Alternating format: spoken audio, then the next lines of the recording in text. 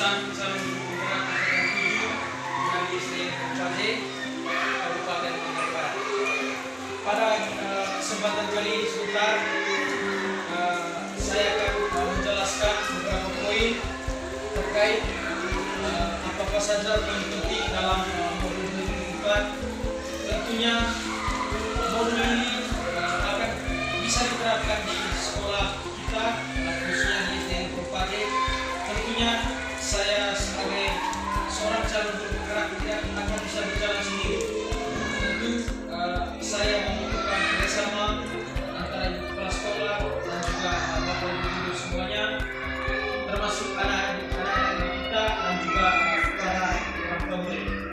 Saya akan mulai pada poin yang pertama terkait latar belakang. Tadi menurut Ki Hajar Dewantara atau yang disingkat KHD, peran pendidik pada seorang petani atau tukang kebun yang tugasnya adalah merawat sesuai kebutuhan dari tanaman-tanamannya itu agar tumbuh dan berbuah dengan baik. Tentu saja beda jenis tanaman, beda perlakuannya. Artinya bahwa kita seorang pendidik harus bisa melayani segala bentuk kebutuhan metode belajar siswa yang berbeda-beda atau berorientasi pada anak. Jadi menurut Ki Hajar Dewantara, kita diibaratkan sebagai seorang petani. Jadi bagaimana tumbuhannya satu dengan tumbuhan yang lain, tentu kita sebagai petani merawatnya dengan cara dan teknik yang berbeda. Begitu juga. Baik. Jadi menurut Ki Hajar Dewantara, membangun karakter murid dapat dilakukan dengan pembiasaan disiplin positif. Pemberian hukuman atau penghargaan selama ini dianggap sebagai bentuk pembelajaran disiplin bagi murid. Mungkin pada saat murid mendapatkan hukuman atau penghargaan, murid akan bertindak atau bersikap seperti yang kita harapkan. Tapi itu hanya bersifat sementara karena motivasi dari luar atau motivasi eksternal. Pemberian hukuman atau penghargaan juga dapat mendorong murid untuk berbohong supaya terhindar dari hukuman. Cara yang tepat untuk menanamkan nilai positif di sekolah yaitu dengan menerapkan restitusi terhadap murid yang melakukan pelanggaran. Dengan restitusi, murid dapat menyadari kesalahannya dan mencari solusi dari kesalahan secara mandiri sehingga murid dapat kembali kepada kelompok dan karakter yang lebih kuat. Jadi saya ingin memperjelaskan sedikit bahwa menerapkan konsep restitusi, bagaimana peran kita sebagai guru ketika peserta didik kita misalnya melakukan kesalahan. Jadi di sini posisi kita menanyakan persoalan anak, contohnya seperti yang kita pelajari dan kita saksikan selama ini, karena berhubung anak-anak didik kita orang tuanya dari segi ekonominya masih kurang mampu, misalnya anak-anak yang bajunya robek misalnya hari Senin sebenarnya anak-anak kita menggunakan pakaian seragam merah putih, tapi karena mungkin alasan celananya robek sehingga bukan lagi celana merah yang dia pakai, misalnya yang menggunakan celana pramuka. Dan mungkin pada saat itu kita secara spontan misalnya marah, kenapa kau pakai celana pramuka? Tapi terkadang anak-anak kita karena misalnya takut, mereka berbohong. Misalnya kami lupa simpan Pak, tapi ternyata padahal celananya yang asli atau kenyataannya robek. Sehingga dengan konsep restitusi ini, bahwa kita sebagai guru diajak untuk bagaimana kita selalu bicara dari hati ketika anak kita mengalami persoalan.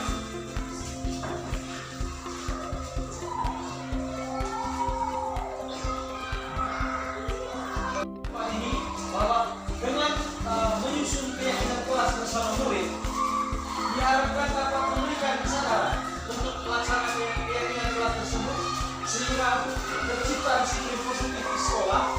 Adanya disiplin positif akan membentuk karakter yang baik dan menunjukkan merdeka belajar bagi murid.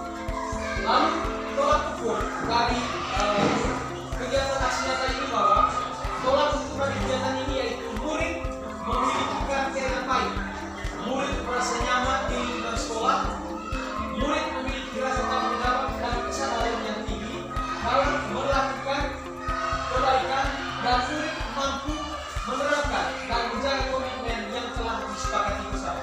Jadi di keputusan ini bahwa penerapannya nanti membuat semacam keyakinan kelas. Keyakinan kelas ini berdasarkan kesepakatan antara guru dan juga murid. Jadi ada sekitar contoh-contoh apa-apa saja kesepakatan kelas, dan di mana bahwa kesepakatan kelas ini akan memberikan motivasi kepada anak-anak didik kita bahwa setiap kita melakukan apa saja dalam kelas itu berdasarkan keyakinan kelas atau kesepakatan yang sudah kita sepakati bersama. Lalu lini masa tindakan yang saya lakukan. Yang pertama adalah merancang aksi nyata. Jadi yang dilakukan di sini bahwa yang pertama tentu bahwa menghadap pimpinan dengan kepala dan menyampaikan rancangan tindakan aksi nyata yang akan saya lakukan terkait penerapan disiplin di sekolah. Jadi hal yang paling utama dan yang pertama tentu berkoordinasi dengan ibu kepala sekolah bahwa rancangan saya bahwa ini nanti saya punya rancangan, dan tentu setiap kali kegiatan harus perlu dikonfirmasi kepada kepala sekolah. Lalu melaksanakan keyakinan kelas. Tadi murid melaksanakan keyakinan kelas, salah satunya misalnya menjaga kebersihan lingkungan sekolah. Jadi poin di sini kesehatan dan kebersihan. Itu contohnya misalnya kita membuat keyakinan kelas. Dan lalu tentu keberhasilan dari berjalannya aksi motor tadi di tempat ini melakukan budaya positif tentu harus mendapat dukungan yang diharapkan, terutama dukungan dari kepala sekolah sebagai pendukung utama pelaksananya aksi nyata ini. Lalu selain itu dukungan orang tua murid untuk membantu mengawasi anak-anak kita di rumah, dan demikian juga dukungan seluruh warga sekolah, terutama kasih jawab dan juga tadi saya tidak akan bisa berjalan sendiri. Tentunya berjalannya program ini kita pasti dengan bergandengan tangan semuanya akan berjalan dengan baik.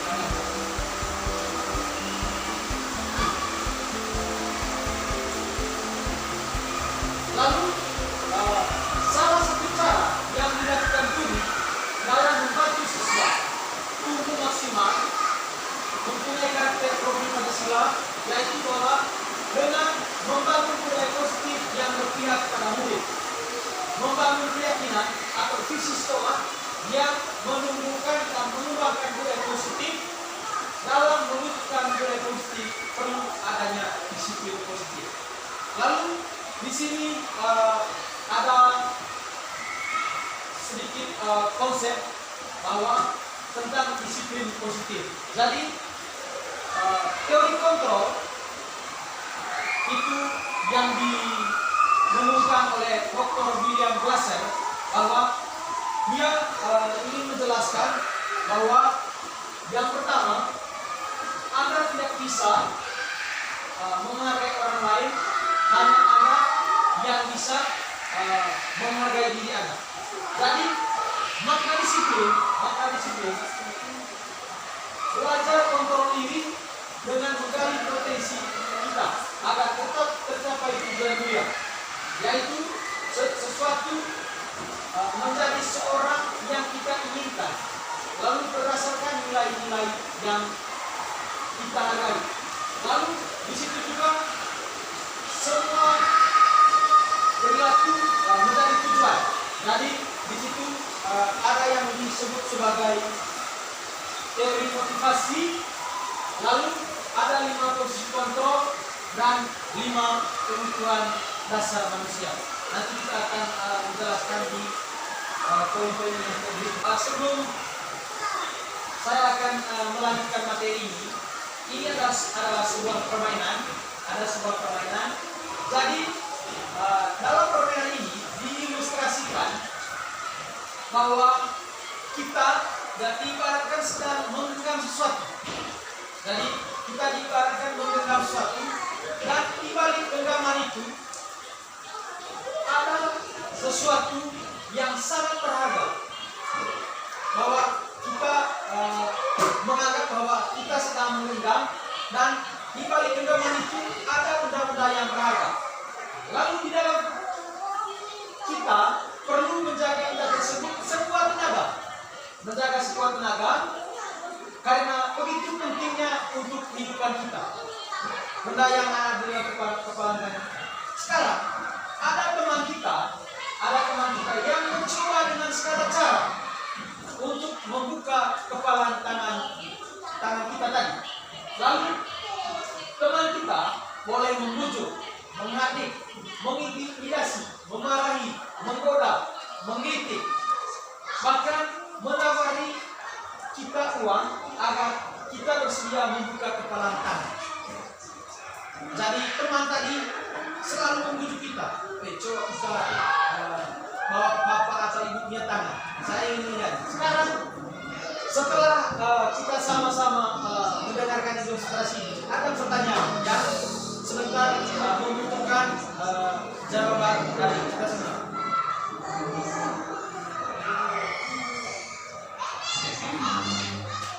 Jadi di sini pertanyaan yang pertama, apakah Anda atau membuka kepala tangan Anda? Sehingga saya membutuhkan jawaban dari Bapak Ibu. Misalnya kita menjawab, saya membukanya atau saya tidak membukanya. Kira-kira apa alasannya? Misalnya Pak Festo misalnya. Pak Festo ada benda yang sangat berharga di dalam tangannya. Dan Bapak Damas misalnya memujuk Pak Festo. Woi, tolong buka, saya ingin melihat. Misalnya Pak Festo, saya tidak mau. Akhirnya Bapak Damas tahu, ini saya keluar, tolong buka. Hanya untuk membuka tangan. Tetapi di sini misalnya Pak Festo tidak mau membuka tangan. Kira-kira apa alasan dari Pak Festo sehingga tidak mau membuka tangan? Atau mungkin Pak Festo punya pilihan membuka tangannya. Kira-kira menurut Pak Festo apa alasannya sampai membuka tangan?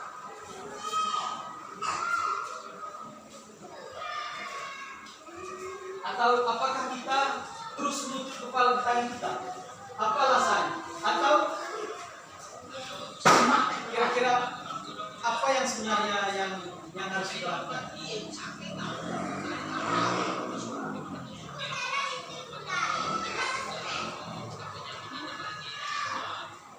Ya, mungkin dari Pak Festo.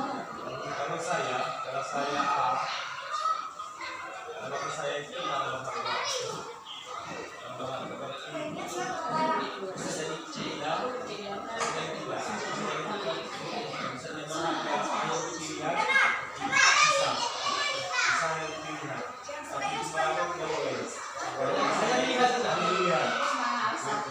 Yang penting tadi bukan. Terima kasih kepada Pak Festo. Mungkin ada dari Bapak Damas dari sekolah.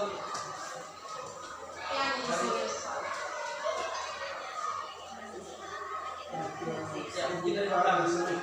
Ya, ada sesuatu yang perlu dibuka, ada sesuatu yang tidak perlu dibuka.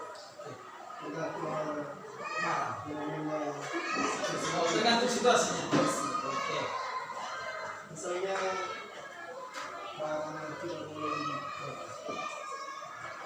dibuka, misalnya telur bisa tunjuk kepada orang. Kalau kita mau mencuri, kalau seperti itu, kalau orang terbuka bisa tunjuk kepada sisi ini. Juga terkait boleh tunjuk tafsiran yang berbeda. Tidak salah semua. Itu telur, itu yang betul. Itu tergantung kepada makna. Oke. Tergantung barang. Oke, baik. Terima kasih untuk jawabannya. Dan mungkin saya ingin menjelaskan sedikit. Jadi ilustrasi ini jika dikaitkan dengan ilmu pendidikan bahwa ilusi guru mengenai misalnya mengontrol guru. Jadi ibarat itu yang di dalam kepala tangan kita adalah murid dan tangan itu adalah seorang guru. Jadi pada dasarnya kita dapat memaksa murid untuk berbuat sesuatu jika murid tersebut memilih untuk tidak melakukannya. Walaupun tampaknya guru sedang mengontrol perilaku murid, hal demikian terjadi karena murid sedang mengizinkan dirinya dikontrol. Saat itu, untuk kontrol guru menjadi kebutuhan dasar yang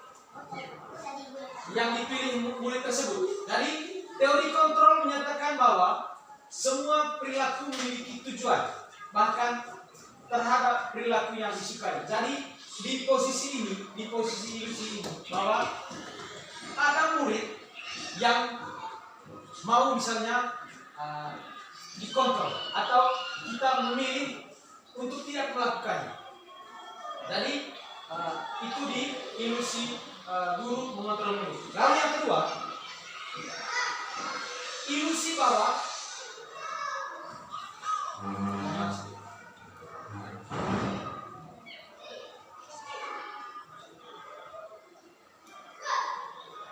lalu kemungkinan murid tersebut akan menyadari dan mencoba untuk menolak bujukan kita, atau bisa jadi murid tersebut menjadi tergantung pada pendapat sang guru yang berusaha. Lalu ilusi bahwa kritik dan membuat orang merasa bersalah dapat menguatkan karakter. Jadi menggunakan kritik dan rasa bersalah untuk mengontrol murid menuju pada identitas gagal. Mereka belajar untuk merasa buruk tentang diri mereka. Mereka mengembangkan dialog diri yang negatif. Kadangkala sulit bagi guru untuk mengidentifikasi bahwa mereka sedang melakukan perilaku ini, karena seringkali guru cukup menggunakan suara halus untuk menyampaikan pesan negatif. Dan yang ketiga, ilusi bahwa orang dewasa memiliki hak untuk memaksa. Banyak orang dewasa yang percaya bahwa mereka memiliki tanggung jawab untuk membuat murid-murid berbuat hal-hal tertentu. Apapun yang dilakukan dapat diterima selama ada sebuah kemajuan berdasarkan sebuah pengukuran kinerja.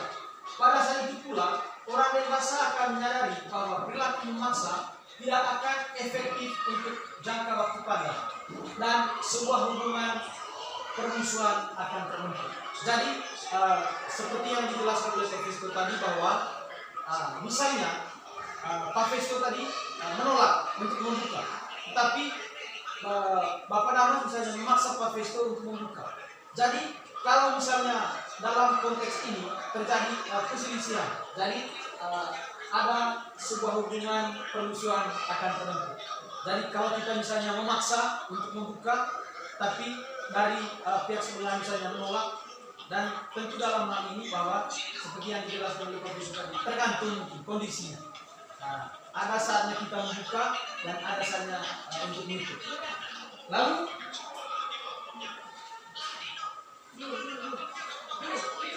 bagaimana seorang bisa berubah dari paradigma stimulus respon kepada pendekatan teori kontrol? Jadi Stephen R. Covey dia mengatakan bahwa bila kita ingin membuat kemajuan perlahan, sedikit-sedikit ubahlah sikap atau perilaku Anda. Namun bila kita ingin memperbaiki cara-cara utama kita, maka kita perlu mengubah kerangka acuan kita. Lalu ubahlah bagaimana Anda melihat dunia, bagaimana Anda berpikir tentang manusia.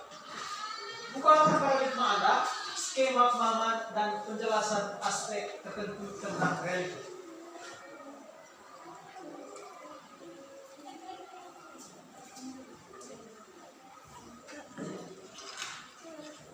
Oke, baik. Terima kasih. Kita tinggalkan tadi soal bagaimana permainan tadi. Sekarang kita masuk bahwa tujuan dari disiplin positif itu adalah menanamkan motivasi pada murid-murid kita untuk menjadi orang yang mereka inginkan dan menghargai diri sendiri dengan nilai-nilai yang mereka percaya. Jadi, apakah makna disiplin? di sini ada pertanyaan, apakah makna dari disiplin? Jadi disiplin itu berasal dari bahasa Latin disiplina yang artinya belajar. Lalu makna asal dari kata ini berkonotasi dengan disiplin diri dari murid-murid itu menurut Sokrates dan Plato. Lalu disiplin diri membuat orang menggali potensinya menuju sebuah tujuan apa yang dihargai.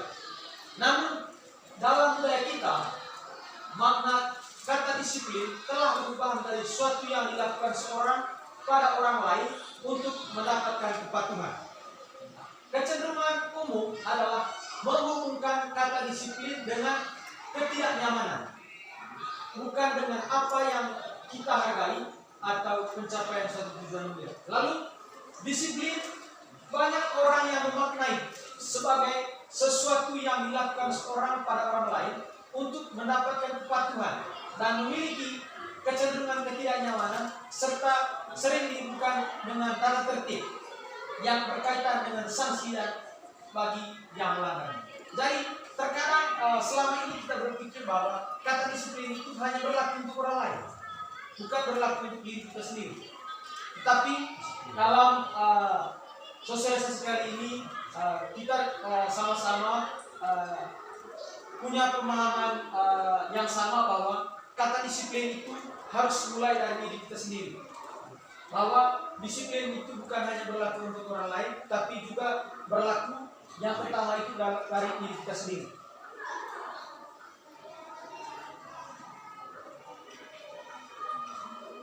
Lalu yang berikutnya, menurut Bapak Ki Hajar Dewantara, dia menyatakan bahwa untuk mewujudkan murid yang merdeka, murid harus memiliki disiplin yang kuat yang berasal dari dirinya ataupun berasal dari luar diri.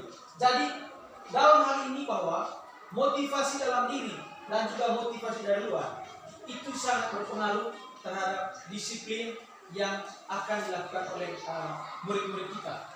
Lalu Bapak Ki Hajar Dewantara juga mengatakan bahwa adapun definisi kata merdeka adalah mardika iku jarbanya noramu lepasi pangere naik juga kuat kuasa amaniri. Jadi kata-kata ini adalah kata-kata Jawa yang diutarakan oleh Bapak Ki Hajar Dewantara, yaitu yang dalam bahasa Indonesianya bahwa merdeka itu artinya tidak hanya terlepas dari perintah, akan tetapi juga cakap buat memerintah diri sendiri. Lalu untuk mengembangkan pendidikan karakter, salah satunya dikembangkan budaya positif di lingkungan sekolah. Budaya positif yang dikembangkan di sekolah berisi kebiasaan disepakati bersama untuk dijalankan dalam waktu yang lama. Jika kebiasaan positif ini sudah membudaya, maka nilai-nilai karakter yang diharapkan akan terbentuk pada diri murid. Jadi foto yang saya ambil ini, kemarin saya melakukan sebuah ilustrasi. Misalnya salah satu siswa saya kelas 6, namanya Tony, dia melakukan kesalahan, dia tidak memakai sepatu ke sekolah. Jadi pada saat itu saya dari hati ke hati mencoba berdiskusi dengan dirinya. Kira-kira apa alasan kamu sampai Tony tidak menggunakan sepatu di sekolah? Dan alasannya waktu itu bahwa Pak, saya tidak sengaja, saya tidak menggunakan sepatu, tapi sepatu saya robek. Sepatu saya robek, dan pada saat itu bahwa solusinya bahwa coba nanti Tony bicara baik-baik dengan orang tua kamu, kalau ada uang bisa beli sepatu yang baru lagi.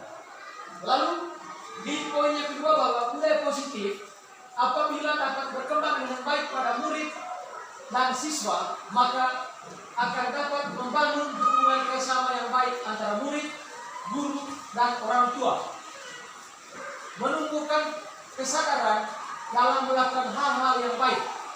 Murid terbiasa dengan pola hidup teratur, mengembangkan kepercayaan diri dan tanggung jawab bersama, membangun karakter siswa, mengembangkan kegotong royongan dan kerjasama antara guru, murid, dan orang tua, menumbuhkan pembangunan motivasi intrinsik anak, membangun hubungan sosial yang bagus antara warga sekolah, menumbuhkan rasa yang aman dan nyaman, dan menumbuhkan kesadaran dari diri murid terhadap budaya positif. Jadi dalam poin ini bahwa budaya positif ini akan bisa berjalan secara optimal, tentu seperti yang saya jelaskan yang pertama tadi, bahwa adanya kerjasama antara stakeholder yang ada sekolah, kepala sekolah, guru, murid, dan juga dukungan dari luar itu adalah dukungan atau kerjasama yang sangat baik dengan orang tua siswa.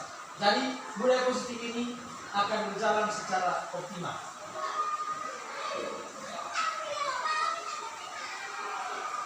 Lalu budaya positif berdasarkan penerapan tahapan Pakja akan muncul kebiasaan-kebiasaan positif di sekolah yang kita kenal dengan budaya positif. Budaya positif ini akan menimbulkan rasa aman dan nyaman pada murid dalam proses pembelajaran. Jadi budaya positif juga dapat mendorong murid untuk mampu berpikir, bertindak, dan mencipta sebagai proses memerdekakan dirinya, sehingga murid lebih mandiri dan bertanggung jawab. Jadi Bapak Ibu sekalian, saya tidak ingin berbicara panjang lebar, tapi intinya nanti di modul 1.4 ini bahwa kita diajak untuk mari kita sama-sama bergandengan tangan. Nanti kita mencoba membuat keyakinan kelas kita masing-masing. Itu nanti kita misalnya siapkan papan di setiap kelas, sehingga nanti ada print, ada ini saya punya nanti contohnya keyakinan kelas, dan itu nanti tetap sesuai dengan apa yang berlaku di sekolah kita. Misalnya yang pertama itu terkait misalnya siswa belajar kelompok misalnya di dalam kelas, itu misalnya keyakinan kelas, sehingga anak-anak bisa terpol. Oh, kalau misalnya belajar kelompok di kelas itu sangat baik sekali. Misalnya kita memberikan satu materi kepada anak-anak, kita memberikan waktu kepada anak-anak untuk bagaimana mereka bisa bereksplorasi kelompok itu, untuk berdiskusi, untuk memecahkan semua persoalan. Lalu di gambar yang kedua, bagaimana anak-anak kita datang ke sekolah dan masuk kelas itu dengan berpakaian yang rapi. Itu kesepakatan kelasnya. Masuk kelas dengan berpakaian yang rapi, dan tentu itu akan menjadi budaya positif yang akan berlaku di sekolah kita dan juga di kelas kita masing-masing. Dan gambar yang ketiga itu terkait bagaimana anak-anak didik kita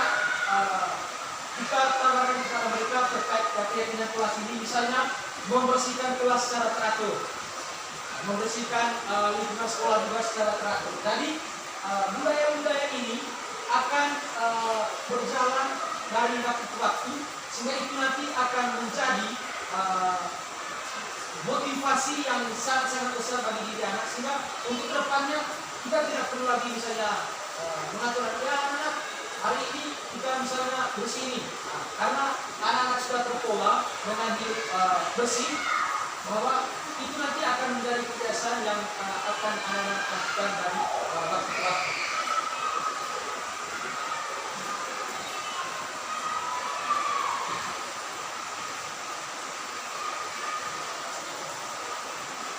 Lalu bahwa ini hanya refleksi bahwa pemahaman kita untuk keseluruhan materi positif ini. Jadi mungkin nanti yang lebih baiknya kita melakukan eksekusi atau bagaimana penerapan yang kita akan laksanakan di kelas kita masing-masing. Jadi harapannya bahwa sekali lagi untuk kepala sekolah, Bapak Ibu guru, bahwa saya tidak mungkin bisa berjalan sendiri. Pasti tentunya kita akan saling bergandengan tangan, sehingga apa yang menjadi harapan kita lebih khusus yang fokus kita di sekolah kita terkait bagaimana budaya literasi, sehingga mungkin itu juga nanti akan menjadi budaya positif yang akan kita sama-sama kembangkan di sekolah kita. Jadi tujuannya itu tentu tujuannya kita membina bakat-bakat anak-anak didik kita sehingga menjadikan siswa-siswi Lekor KD yang berprestasi, aktif dan juga beranalytis. Mungkin itu saja yang dapat saya sampaikan pada kesempatan ini. Terima kasih untuk segala perhatian dari kepala sekolah dan juga Bapak Ibu guru yang sudah setia menemani saya dalam sosialisasi materi Pembangunan 1 terkait budaya positif. Sekian dan terima kasih. Baik, terima kasih juga. Mungkin ada masukan dari Ibu Kepala Sekolah dan juga Bapak Ibu guru untuk saya beri waktu yang seluas-luasnya.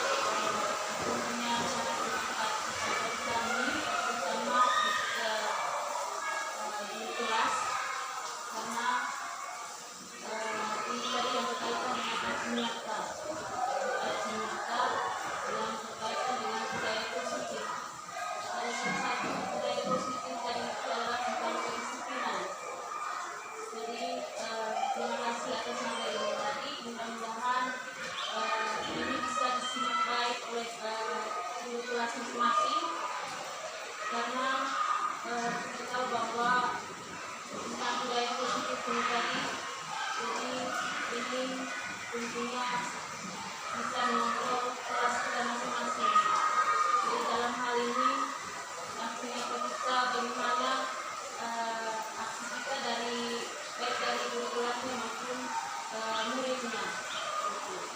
Jadi tambahan dari saya untuk kelas masing-masing itu bagaimana kita untuk bisa menciptakan rasa nyaman di kelas masing-masing dengan menciptakan aksi nada kita, rasa kita disiplin.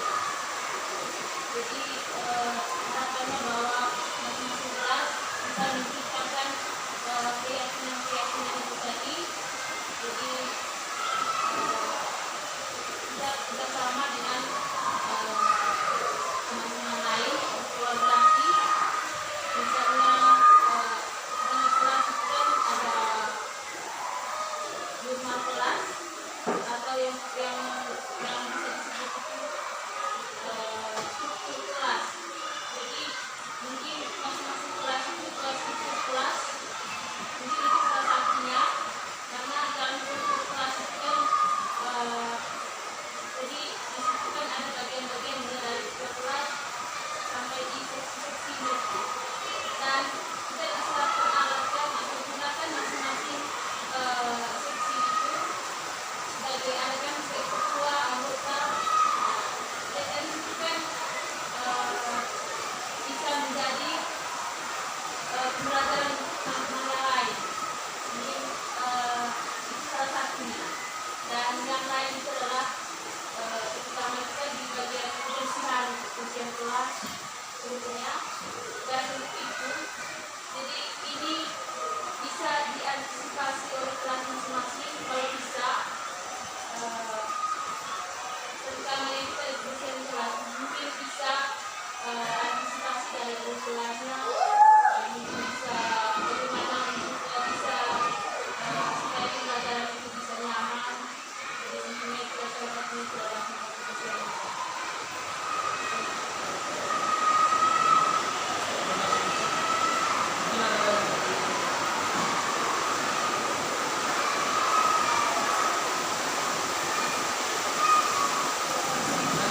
Mungkin tambahan itu bahwa saya sampaikan mohon maaf kepada guru dan juga kepala sekolah karena bagi beberapa modul yang harus kami jalankan ke depan, sehingga saya mohon maaf kita selalu mengganggu waktu dalam kepala sekolah dan juga guru karena memang kalau misalnya kalau ada materi itu tidak dibagikan ke Bapak Ibu guru, sehingga kami juga tidak ada nilai, sehingga apa yang kami dapatkan bagi bukunya kami harus sosialisasikan kepada untuk kepala sekolah dan juga Bapak Ibu guru, sehingga apalagi untuk Bapak Ibu guru yang nanti juga ingin menjadi calon guru penggerak. Jadi inilah langkah-langkah yang harus kita lalui bersama. Sehingga mari kita saling berbagi